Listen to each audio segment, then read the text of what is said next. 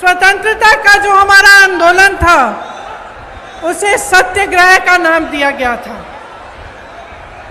तो सत्य की लड़ाई थी। तो हमारी पूरी राजनीति की जो नींव है वो उसी लड़ाई में है, तभी डली। तो हमारी एक परंपरा रही है हमारे देश की कि हम नेताओं में सभ्यता, सरलता, सादगी और सच्चाई ढूंढते हैं। हम चाहते हैं कि ऐसे नेता हो जिनमें ये स्वभाव हो और किसी के आधार पर दर्शकों के लिए हमारी राजनीति चली। लेकिन आज परिस्थितियां बदल गई हैं। आरोप प्रत्यारोप, एक दूसरे की बुराई, हम मंच पे आते हैं, आपको गिनवा देते हैं कि इनके क्या गुण हैं और अवगुण हैं, वो हमारे गिनवा देते हैं। और मुझे अक्सर लगता है कि इस बीच जो जनता के असली मुद्दे हैं वो डूब जाते हैं।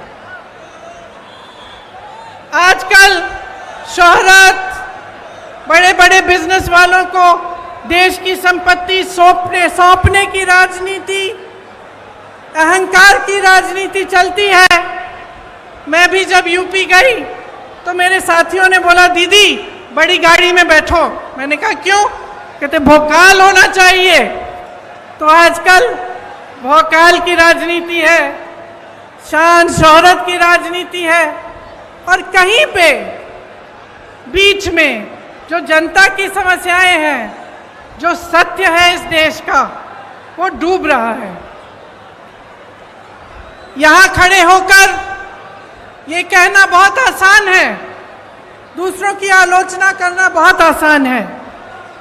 आखिर राजनीतिक सभ्यता को कायम रखने की सबसे बड़ी जिम्मेदारी किसकी होती है? प्रधानमंत्री की ही होती है। लेकिन 2 दिनों पहले की बात है, विपक्ष की बहुत बड़ी मीटिंग हुई। तमाम विपक्षी दल के बड़े बड़े वरिष्ठ नेता आए। उसी दिन या अगले दिन प्रधानमंत्री जी का एक बयान आया, और इस बयान में उन्होंने कहा कि जितनी भी विपक्ष के नेता हैं, जितने भी विपक्ष की पार्टियां हैं, एक झटके में प्रधानमंत्री जी ने जैसे सब धान 22 पसेरी सबको चोर बोल डाला। इतने वरिष्ठ नेता, अपने अपने प्रदेशों के प्रतिनिधि, बड़ी बड़ी पार्टियों के नेता, जिन्होंने आजीवन देश के लिए संघर्ष किया, जिनका देश प्रदेश में आदर है, जो जनता के मुद्दे उठा उठा कर आगे बढ़े राजनीति में, उनका इस तरह का अपमान प्रधानमंत्री जी ने खुद कर दी। और दूसरी तरफ देखिए, मणिपुर में 2 महीनों से पूरा प्रदेश जल रहा है, घरों में आग लगाई जा रही है, मार काट हो रही है आपस में, महिलाओं के साथ भयावह अत्याचार हो रहा है, बच्चों के सर पर छत नहीं रहे, और हमारे प्रधानमंत्री जी ने 77 दिन के लिए कोई बयान ही नहीं दिया इस पे। वहां पे एक्शन लेना छोड़िए, एक लफ्ज नहीं कहा। कल मजबूरी में, क्योंकि एक इतना भयावह वीडियो वायरल हुआ कि वो फिर चुप नहीं रह पाए, तो मजबूरी में कल एक बयान दिया, उन्होंने एक वाक्य बोला, और उस वाक्य में भी राजनीति घोल दी। उस वाक्य में भी उन्होंने उन प्रदेशों का नाम ले लिया जिसमें विपक्ष की सरकार है।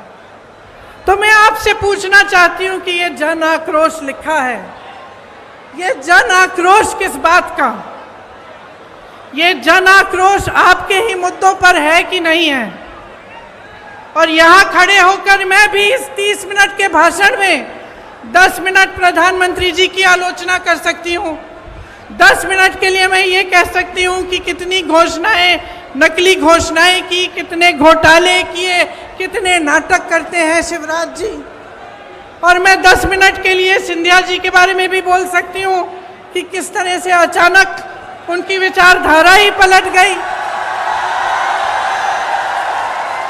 लेकिन आज मैं यहाँ आपका ध्यान भटकाने के लिए नहीं आई हूँ, मैं आपके मुद्दों पर बात करने आई हूँ। और आज जो सबसे बड़ा मुद्दा है आपका, मैं जानती हूँ क्या है, महंगाई का मुद्दा है। सबसे बड़ा मुद्दा आज महंगाई है। और मैं सिर्फ सब्जी, फल, आटा, गेहूं, इस सब की मैं महंगाई नहीं कह रही हूँ। ये तो है ही, जब टमाटर 150 रुपए में आप खरीद नहीं सकते तो ये तो है ही। लेकिन इस महंगाई से किस तरह आपकी कमर तोड़ी जा रही है उसकी बात कर रही हूँ। मैं वो बात कर रही हूँ कि जब घर में इतनी बारिश हो रही है, आजकल छत से कुछ पानी गिर रहा है, आपको मरम्मत करवानी है, वो मरम्मत महंगी हो गई है।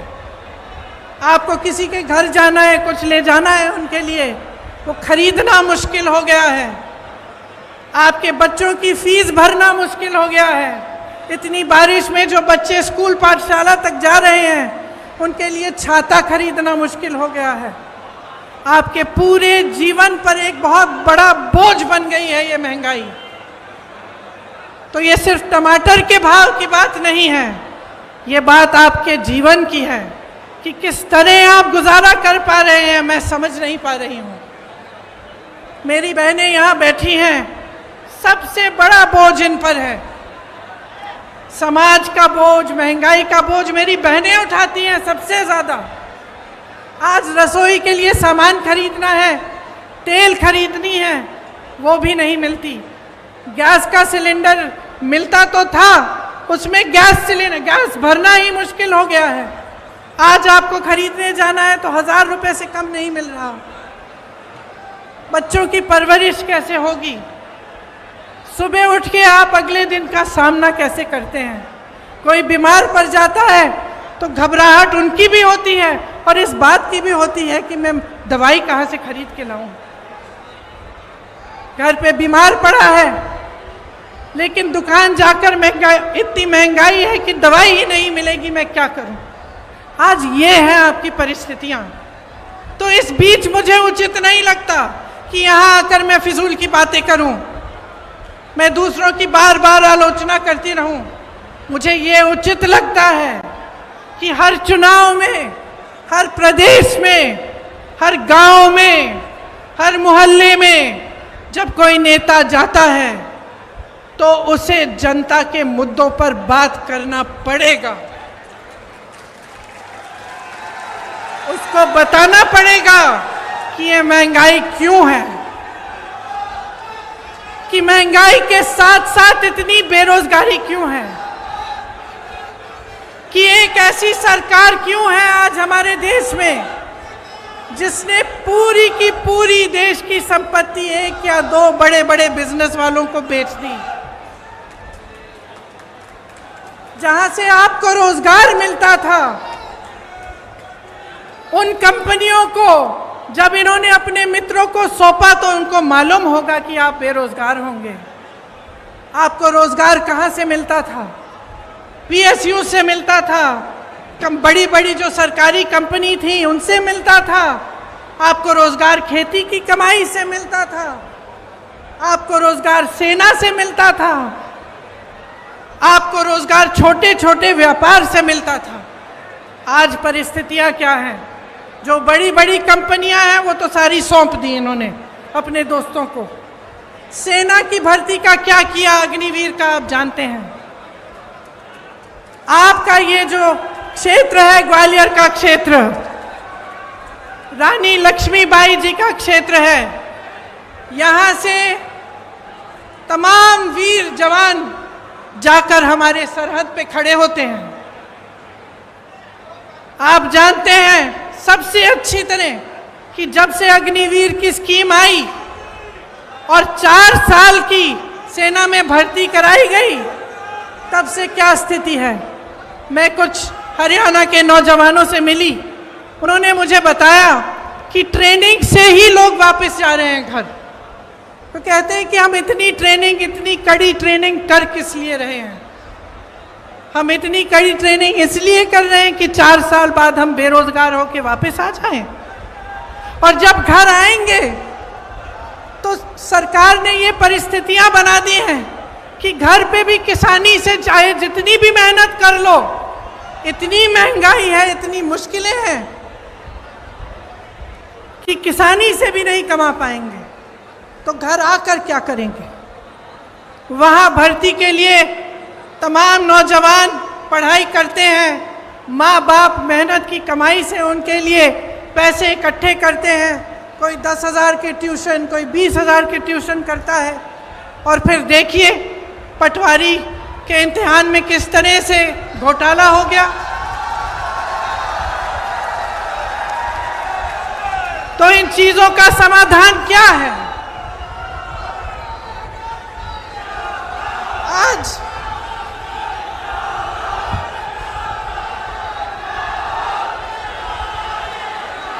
शर्म की बात है, शर्म की बात है कि सिर्फ मात्र सरकारी जो नौकरियां हैं मात्र 21 दी गई हैं पिछले 3 सालों में। 2018 में जब हमारी सरकार बनी थी तब इन्होंने सरकार गिराई, उससे पहले इनकी सरकार 10 सालों से चल रही थी, उससे ज़्यादा। आज 18 सालों से इनकी सरकार है और ये परिस्थितियां हैं। तो चुनाव के पहले ये कहने का क्या फ़ायदा है कि हम फलां स्कीम बनाएंगे, हम महिलाओं को कुछ देंगे, हम नौजवानों को रोज़गार देंगे? क्या फ़ायदा है? 18 साल से तो आप सरकार में रहे हैं, तब तो आपने कुछ दिया नहीं।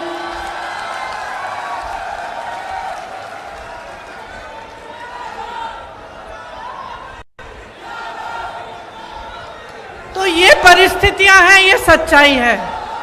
आपके मुद्दे क्या हैं? महंगाई है, बेरोजगारी है, जिस तरह से ये घोटाले पे घोटाला होता जा रहा है, जिसकी बड़ी लंबी लिस्ट है, यहाँ मेरे पास निकालते हूँ क्योंकि इतनी लंबी है कि इतने सारे याद भी नहीं रह पाते। खैर निकाल के बाद मैं बताऊंगी, दिख नहीं रही।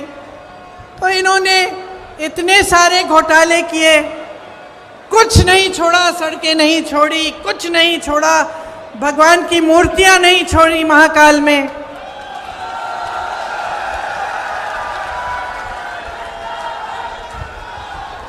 देखिए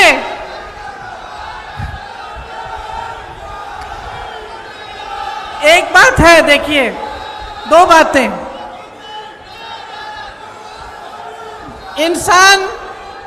इंसान की जो नींव होती है ना, उसी तरह की नीयत होती है, और उसी तरह से जो सरकार होती है उसकी जो नींव होती है उसी तरह की नीयत होती है। ये जो सरकार इन्होंने हमारी सरकार गिरा के बनाई, इसकी नींव ही गलत थी, पैसों से खरीदी सरकार है।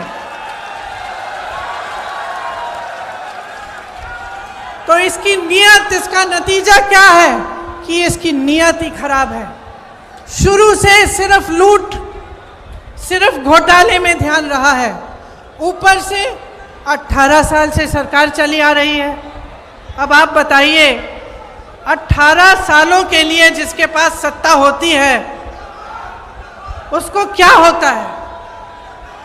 18 सालों से सत्ता में रहने से अहंकार होता ही होता है, और इस कदर होता है कि जो आसपास के अधिकारी होते हैं, जो साथी होते हैं, वो भी सच्चाई नहीं बताते। तो 18 सालों में नेताओं की ये आदत अक्सर हो जाती है कि वो सोचने लगते हैं कि सत्ता तो हमेशा ही उनके साथ रहेगी, और जब हमेशा सत्ता साथ रहेगी तो काम करने की क्या ज़रूरत है भैया? कोई पूछने वाला तो है नहीं। जब समय आएगा ध्यान भटका देंगे, जब समय आएगा दूसरी बातें कर लेंगे जिससे जनता के जज्बात जुड़े हुए हैं। फिर से जनता भूल जाएगी कि महंगाई है, जनता भूल जाएगी कि बेरोजगारी से मर रही है, जनता भूल जाएगी कि किसान खेती नहीं कर पा रहा, कुछ खरीद नहीं पा रहा, पेट्रोल डीजल के दाम इतने बढ़ गए हैं, और फिर से हमें वोट मिल जाएगा 18 क्या 5 साल और हम सत्ता में रहेंगे, हमें कुछ करने की जरूरत नहीं है। और आज मध्य प्रदेश में यही परिस्थितियां हैं।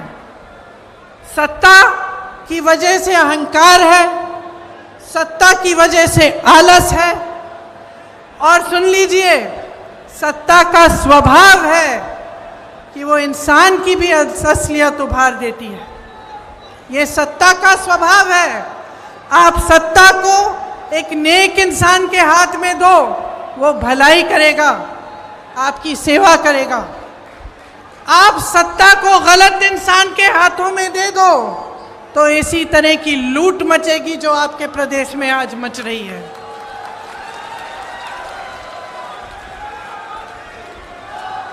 महंगाई, बेरोजगारी से समाज में तनाव बढ़ता है। जब समाज में तनाव बढ़ता है तो अत्याचार बढ़ते हैं, और अत्याचार हमेशा उन्हीं पर होते हैं जो ज़्यादा कमज़ोर हैं। आप सब ने देखा कि आदिवासियों के साथ किस तरह की हरकतें की जा रही हैं। आपने देखा कि इनके शासनकाल में दलितों के साथ कितने अत्याचार हो रहे हैं। महिलाओं की तो हम बात ही ना करें, हर रोज बलात्कार होता है। एक तरफ आपके अखबारों में बड़े बड़े इश्तिहार हैं इनकी सरकार के, और दूसरी तरफ ये खबरें कि किसी भाजपा के नेता के बेटे ने किसी के बलात्कार किया है, उसका आरोपी है, या फिर किसी महिला की छेड़छाड़ की है। तो ये परिस्थितियां हैं। अब आपको समझाना जरूरी भी है, लेकिन मैं जानती हूं कि सबसे ज्यादा विवेक जनता में होता है, सबसे ज्यादा। और मेरी समझ यह है कि जनता कभी गलत निर्णय नहीं लेती। जो भी निर्णय है उसका आदर लोकतंत्र को करना पड़ता है। तो अब समय आ गया है कि आप अपने लिए, अपने भविष्य के लिए एक बहुत बड़ा निर्णय करने वाले हैं। यह निर्णय क्या है कि अगले 5 सालों में क्या आप यही चाहते हैं जो आपने पिछले 5 सालों में देखा? और इस विषय में मैं आपसे पूछना चाहती हूं, मेरे नौजवान भाई बहन, बताइए आप में से कितनों को रोजगार मिला है?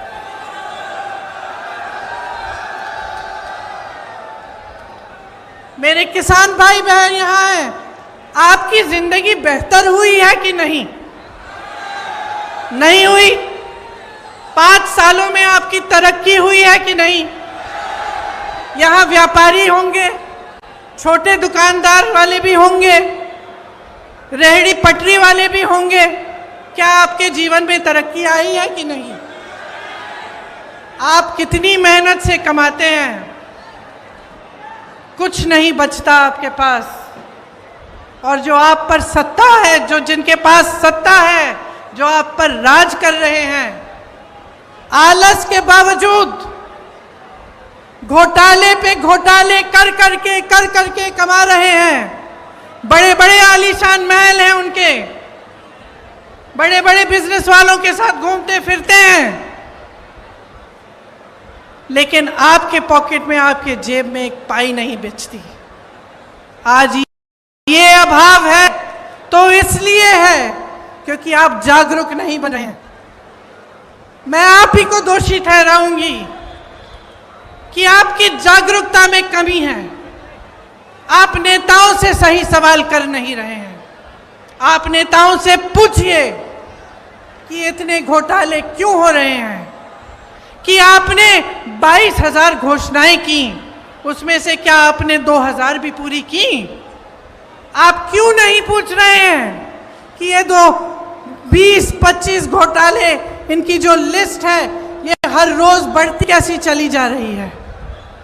आप ये नहीं पूछते कि आपके लिए इतनी महंगाई, और इस देश के जो बड़े बड़े उद्योगपति हैं जिनको इन सरकारों ने आपकी संपत्ति दे दी है, उनकी कितनी कमाई है? मैं बताती हूँ। 1600 करोड़ रुपए एक उद्योगपति एक दिन में कमा रहा है, जिसको इस देश की संपत्ति दे चुके हैं। 1600 करोड़ रुपए एक दिन में, और इस देश का किसान एक दिन में 27 रुपए नहीं कमा पा रहा। तो आज मैं आपसे पूछना चाहती हूं, बदलाव चाहते हो कि नहीं चाहते हो? आप एक ईमानदार सरकार चाहते हो कि नहीं चाहते हो? आप इस सरकार को हटाकर एक ऐसी सरकार बनाना चाहते हो जो आपके लिए दिन रात एक करके काम करे कि नहीं? आज 1600 युवा बेरोजगार हैं प्रदेश में। 1600 युवा आत्महत्या कर रहे हैं बेरोजगारी की वजह से। युवा जो होता है वो आशा रखता है, महत्वाकांक्षाएं होती हैं उसकी, माँ बाप के लिए कुछ करेगा, कमाएगा, घर में जो बच्चे हैं उसकी परवरिश करेगा। आज वो सारे सपने तोड़ दिए हैं। क्या आप ऐसी सरकार चाहते हैं जो रोजगार दिलवाए, जो आपको मजबूत बनाए, जो मध्य प्रदेश के नौजवानों को अपने पैरों पे खड़ा करे कि नहीं?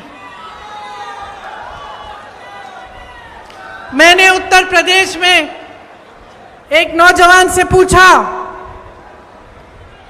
कि बेटा, ये जो राशन की बोरी तुम्हें दी जाती है, तुम्हें ये चाहिए कि तुम्हें नौकरी चाहिए? मैं सबसे पूछती थी, एक ऐसा नौजवान नहीं था जिसने कहा मुझे राशन की बोरी दो।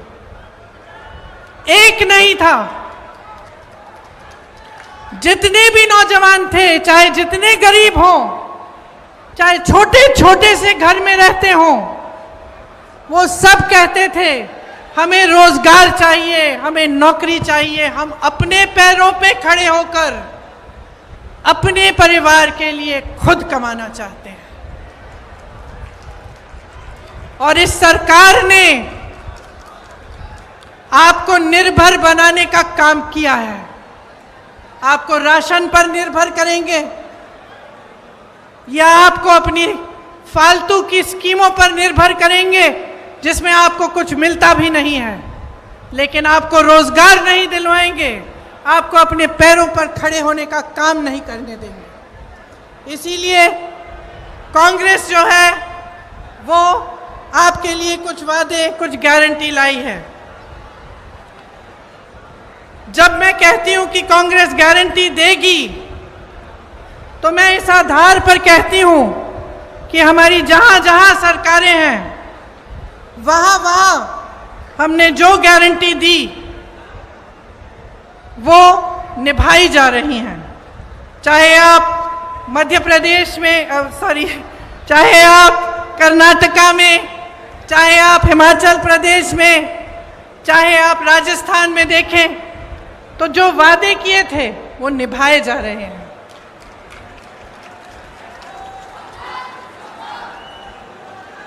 राजस्थान में, छत्तीसगढ़ में, हिमाचल प्रदेश में पुरानी पेंशन की स्कीम लागू है। जब आप सरकारी नौकरी लेने जाते हैं तो उसमें सबसे बड़ी चीज क्या होती है? जीवन के लिए सुरक्षा। मतलब कि नौकरी 20-25 साल नौकरी करने के बाद आपको पेंशन मिलेगा, आपको एक सहारा मिलेगा। वो सहारा आज नहीं मिलता सरकारी कर्मचारियों को। सरकार कहती है पैसे नहीं है इसके लिए। तमाम सरकारी कर्मचारी परेशान हैं। इनके पास बड़े बड़े उद्योगपतियों के लोन माफ करने के पैसे हैं, आपके पेंशन देने के पैसे नहीं हैं। इसीलिए जहां जहां कांग्रेस की सरकार है, वहां वहां पुरानी पेंशन आज लागू है, क्योंकि हम आपका आदर करते हैं।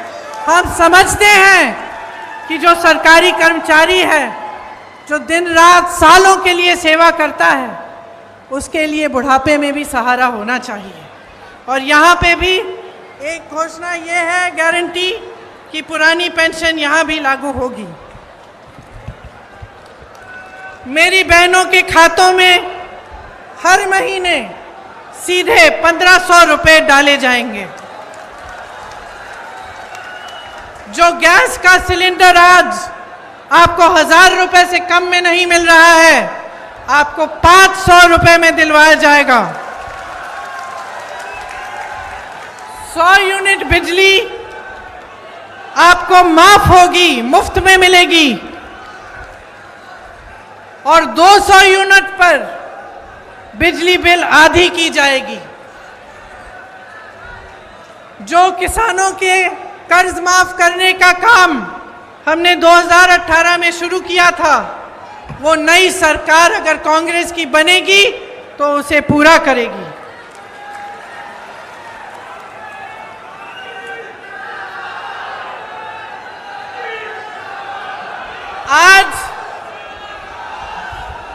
आज छत्तीसगढ़ में कांग्रेस की सरकार है। 2600 रुपए धान मिल रहा है। 2600 रुपए आपको मिलते हैं धान के लिए। जहां पे हिमाचल में हमारी सरकार है, वहां जो वादे किए उनको पूरा करने का काम शुरू है। कर्नाटका में कहा था कि महिलाओं को बस में यात्रा मुफ्त में मिलेगी, आज महिलाएं मुफ्त में यात्रा कर रही हैं। तो इस बार मध्य प्रदेश में मुझे लगता है कि प्रचंड बदलाव की लहर है। और मैं आपसे आग्रह करती हूं कि प्रचंड बहुमत से आप इस बार कांग्रेस को जिताइए। एक ऐसी मजबूत सरकार बनाइए जो न खरीदी जा सके न गिराई जा सके, जो 5 सालों के लिए दिन रात आपके लिए काम करे और आपके ही भविष्य को मजबूत बनाए।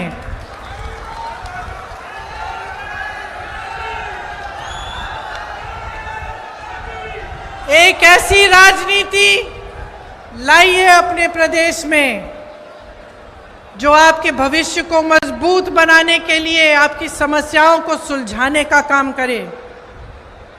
आपकी जितनी भी छोटी छोटी समस्याएं हैं और जितनी बड़ी समस्याओं से आप जूझ रहे हैं, उनको सुलझाने का काम पहले दिन से शुरू होना चाहिए। और कमलनाथ जी से मैं अपनी तरफ से एक छोटी सी मांग अपनी तरफ से भी करना चाहती हूँ। अभी रास्ते में मैं यहाँ आ रही थी तो कुछ मुझे दिव्यांग लोग मिले। उन्होंने कहा कि उनका पेंशन सिर्फ मात्र 600 रुपये है। तो मैं आपसे आग्रह करती हूँ कि आपकी जब सरकार बनेगी तो उनका पेंशन भी ज़रूर बढ़ाइएगा।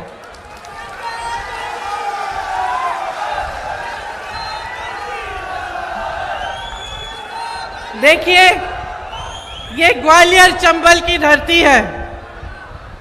जैसे मैंने कहा, झांसी की रानी की धरती है। बड़े बड़े यहाँ से महापुरुष हुए, अपने क्षेत्र के लिए, अपने देश के लिए, अपनी जनता के लिए जी जान एक की। ग्वालियर चंबल बारे अब की जी मामा जी की भ्रष्ट सरकार बदलबे बारे है। बोलो, बदलबे बारे है ना? ठीक बोल रही हूं? और बोलूं आपकी भाषा में? एक बार हमारे संगे जोर से बोलो, भाजपा जाए बेबारी है, कांग्रेस आए बेबारी है। भाजपा जाए बेभारी है, कांग्रेस आए बेभारी है। और आप सबको धन्यवाद देना चाहती हूँ कि इतने समय से आपने मेरा इंतज़ार किया, मेरी बातों को आपने ध्यान से सुना। मैं आशा रखती हूँ कि आप इन बातों को भूलेंगे नहीं। और चाहे जिस भी पार्टी का नेता आपके सामने आए, मंच पे खड़ा हो, आप उससे ये ज़रूर पूछिए कि आपके मुद्दों पे बात करें और आपके लिए वो क्या करेंगे। तो आप सबको बहुत बहुत धन्यवाद।